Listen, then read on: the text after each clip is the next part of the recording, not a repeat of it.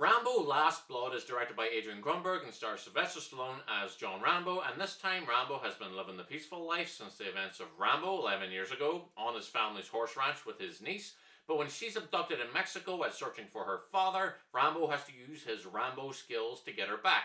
I have seen and remember pretty well the original First Blood. It was good. I think I've seen parts of the second two films, but I don't remember much about them, and I really liked Rambo. I thought it was a simple, fun action film with some really impressive levels of gore. I'm not what you would call a Rambo fan, so I went into this just hoping to see some good bloody action, and I did get that, but overall, I was still disappointed. The last 15 minutes is what I expected to get. It was gory and visceral, it was crazy and fun and over the top, but by that time, I didn't really care because the rest of the film was just so boring. It was like they sat down and said, this needs to end with a big action scene where Stallone brutally kills a bunch of bad guys, just like the last one.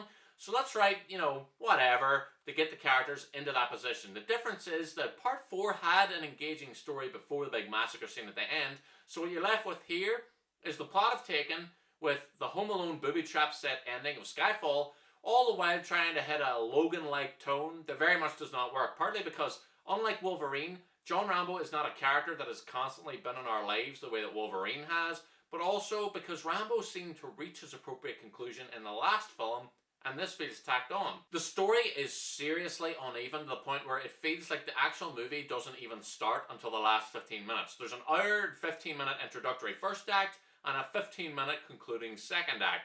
A movie this short should not feel this slow. So his niece is being held by the bad guys and he goes to Mexico and it seems like, okay, here we go, time for Rambo to be Rambo. But no, he gets beat up and there's a whole section where he's healing in the middle of the movie and it's just dragging out the runtime. Paz Vega shows up during this part in a pointless role. Even the first scenes of the movie with the niece character, she has an argument with Rambo because she wants to find her father and he says no. Then the very next scene is the exact same thing. Only there's another character there now, and it's in a different location. She says she wants to find her father, Rambo says no, he's a bad guy, and she says fine, she won't go. And it plays out just like that in 2 consecutive scenes. It really doesn't help that the villains are also really boring. The writers went far enough to give them names, but other than that, they are as generic as it comes. Part of the reason the end isn't as satisfying as it should be is because I didn't hate the bad guys. I wasn't itching to see them die in horrible ways. And that's a problem because they do bad things in this film. I should hate them. Other than this one's bad, and this one's also bad, but in a more obvious way, and it's slightly higher in the criminal hierarchy, they don't have any personalities or defining characteristics. The whole thing just feels like it's missing these obvious things that make movies like this enjoyable. The most obvious to me was something that I always love. There's no scene where the bad guys turn to each other and are like, who the hell is this guy? How is he beating us? They're never surprised when the 73-year-old man is able to do what he does. It doesn't have the, these guys just messed with the wrong veteran concept. It's inherent in the premise, but it does nothing to exploit it. I don't go to a Rambo film to see a physically vulnerable action hero like John McClane. I go to see an ultra-competent, superhuman killing machine take out a shitload of guys, even though he's completely outnumbered. That's why it rings so false when he's beaten up.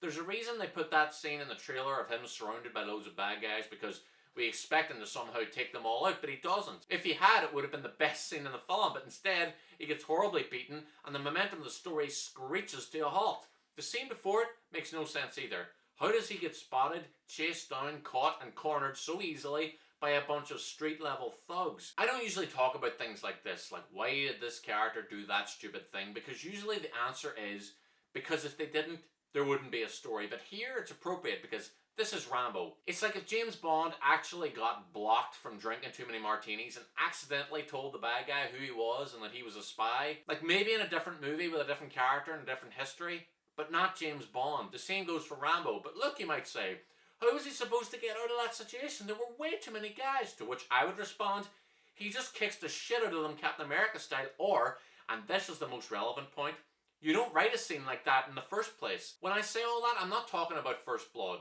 That's a different thing. I'm talking about what the franchise and the character have become since then. They try to make it like what happens to his niece is his fault, because when his rescue attempt fails and he's beaten up, the bad guys realise who he was trying to save, and they take it out on her.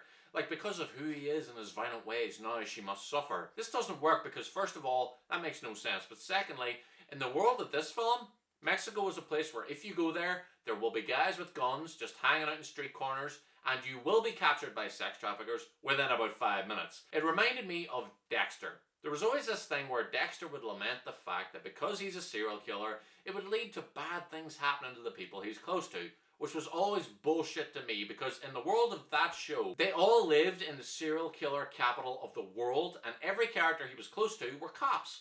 So they were exposed on a daily basis to dangerous shit, whether he was there or not. The theme of the movie was very messed up. This is what war makes a man, but maybe I'm holding back the rage, and that's who I really am. But I fight for my family and their memory, but I thought I was finished with that way of life. But also I'm preparing for something by digging a whole bunch of tunnels. He says to his niece at one point that he hasn't changed. He's just got a lid on his violent nature. But we know from the last movie that that's not true. He's reluctantly pulled back into violent situations because he's pushed to a point where to ignore it would be just like letting innocent people die. You know. With great power comes great responsibility. There were things that I liked. I liked Stallone, he works well in the part. Not so much in the happy family moments in the beginning, but whenever he's killing or threatening, he's really good. There's a scene where he's talking to this girl and he realizes that she's lying to him, and he pulls out a giant fucking knife and just slams it into the table between them, and that was very cool. I liked it when Stallone tortures the guy by ripping out his collarbone. I liked the last kill of the movie. Pretty much all the kills are good, but it did annoy me that every time someone gets caught in one of his booby traps, he pops out from behind a wall or a rock or something and shoots them. No matter where they are, if they're dead or will be soon because there's no way they're walking away from whatever just happened to them, without fail, every single time, Stallone is there and shoots them a couple of times. It made the traps kind of pointless because he could have just shot them the whole time. I liked the look of the farm and the opening scene of him riding a horse. I thought that looked kind of cool. I liked the practical effects, and I thought that the music was okay, and the last 15 minutes is entertaining. For people complaining about the violence, I don't have a problem with it at all. It's one of the few things this film has going for it, and also, it didn't come out of nowhere. This is Rambo. If it wasn't violent, what's the fucking point? I'm gonna give Rambo Last Blood a D+. I suppose I got what I paid for, but I still had to sit through what felt like a generic straight-to-DVD action movie plot to get there. They spent 11 years trying to produce a script for a fifth Rambo movie, and this is what they came up with? This could be any action movie. It doesn't scream Rambo at all. It almost makes me wish they'd gone with that crazy earlier idea about having Rambo and some mercenaries hunt down some kind of genetically engineered creature. That was actually a thing at one point. It would have been bonkers, but it probably would have been more memorable than this. This feels like a movie from the era where sequels were always far worse than the ones that came before them, and aren't we past that? Just a simple story fix I thought of when I was watching the film. Make the girl's father the villain. Make him the big bad guy who works for the cartel or whatever it is these Mexican criminals are doing. It would have worked much better because he has bad history with Rambo. He already had a setup in the movie that includes lines like, he's a black-hearted monster.